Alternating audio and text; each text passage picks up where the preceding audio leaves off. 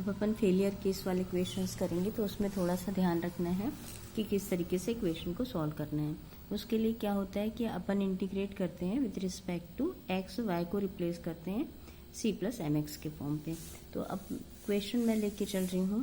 Question का form है del square z upon del cube z upon del x cube minus 4 del cube z upon del x square del y plus 5 del cube z upon del x del y square minus 2 del cube z upon del y cube equal to exponential power इसे 2x plus Y के form पे, है ना।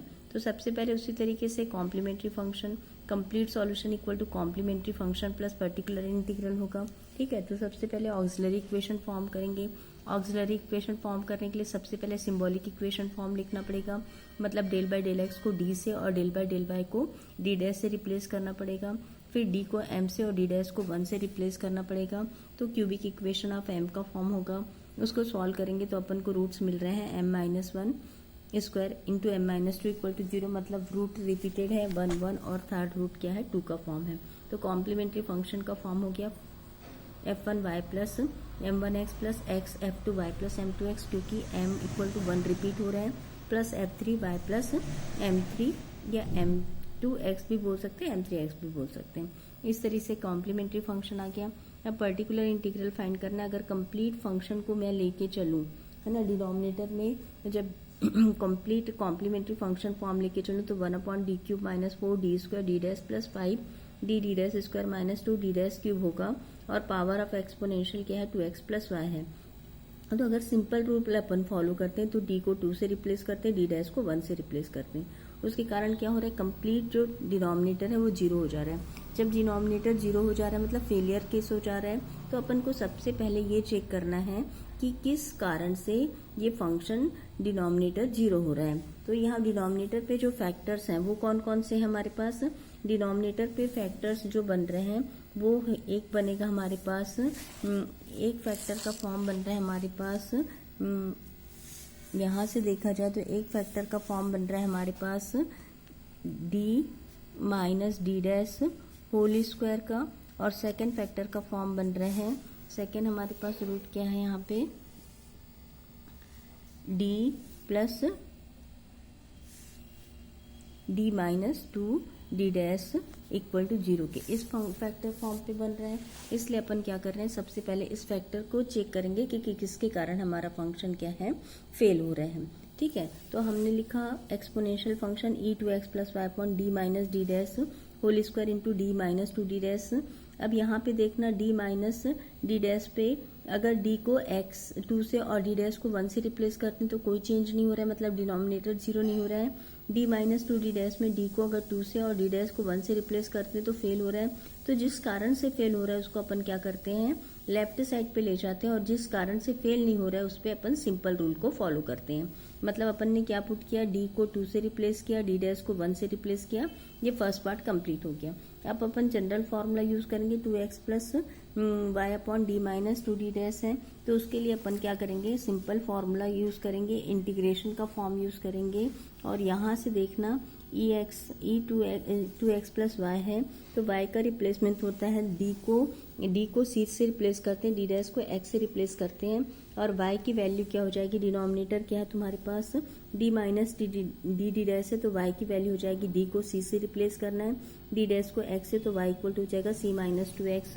तो exponential power क्या हो गया, सी का हो गया। अब इंटीग्रेट किए ई सी कॉन्स्टेंट हो गया dx टू एक्स dx। तो ये हो गया हमारे पास कंप्लीट पर्टिकुलर इंटीग्रल का फॉर्म हो गया। तो हमारे पास कंप्लीट सॉल्यूशन हो जाएगा this particular complementary function plus particular integral में एक्स ई सी की वैल्यू क्या है तुम्हारे पास y प्लस 2x है, उसको पुट कर देंगे तो हमारे पास आंसर मिल जाएगा। ठीक है, ये समझ में आया failure condition.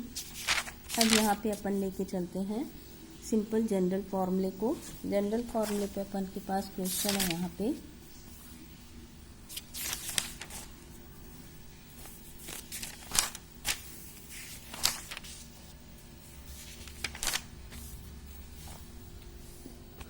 D square minus 2 D dash minus 2 D dash square z equal to y minus 1 e x, है ना।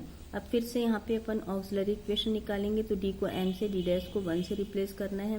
रूट्स मिल रहा है अपन के पास -1 और 2, तो इसको डायरेक्ट अपन लिख सकते हैं complementary function of y minus y plus m1x plus y2 y plus m2x। तो कॉम्प्लीमेंट्री फंक्शन मिल गया। पर्टिकुलर इंटीग्रल के लिए हमारे पास फंक्शन फॉर्म है y minus 1 into E X upon D square minus D D dash plus D dash square.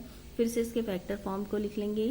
Factor form क्या मिलेगा अपन को, D plus D dash and D minus 2d dash हो जाएगा। यहाँ पे अपन उस रूल को फॉलो नहीं कर पाएंगे कि किसके कारण ये फेलियर केस पे जा रहे हैं। तो दोनों फंक्शन है, दोनों प्रोडक्ट के पे अपन जनरल फॉर्मूला यूज करेंगे। फर्स्ट अपन y को रिप्लेस करते हैं, y को फर्स्ट फैक्टर लेके चल रहे d माइनस 2d डैश, तो y को रिप्लेस करेंगे d मतलब y इक्वल टू हो जाएगा हमारे पास d मतलब उसको रिप्लेस करेंगे c से और d डैश मतलब उसको रिप्लेस करेंगे x से, तो y को रिप्लेस करेंगे y को रिप्लेस करेंगे c माइनस 2x से, है ना। तो y को रिप्लेस करेंगे c माइनस 2x से। अब इसको सिंप्लीफाई करेंगे, इंटीग्रेट करेंगे प्रोडक्ट रूल से। First function integration of second function, first function integration of second function minus differentiation of first function से -2 बचेगा। अगेन इंटीग्रेशन ex के फॉर्म पे हो जाएगा। फिर से अपन क्या करेंगे, c को रिप्लेस कर देंगे y प्लस c को रिप्लेस कर देंगे। फिर से अपन क्या करेंगे, c को रिप्लेस कर देंगे y प्लस 2x से, c को रिप्लेस कर देंगे y प्लस 2x से।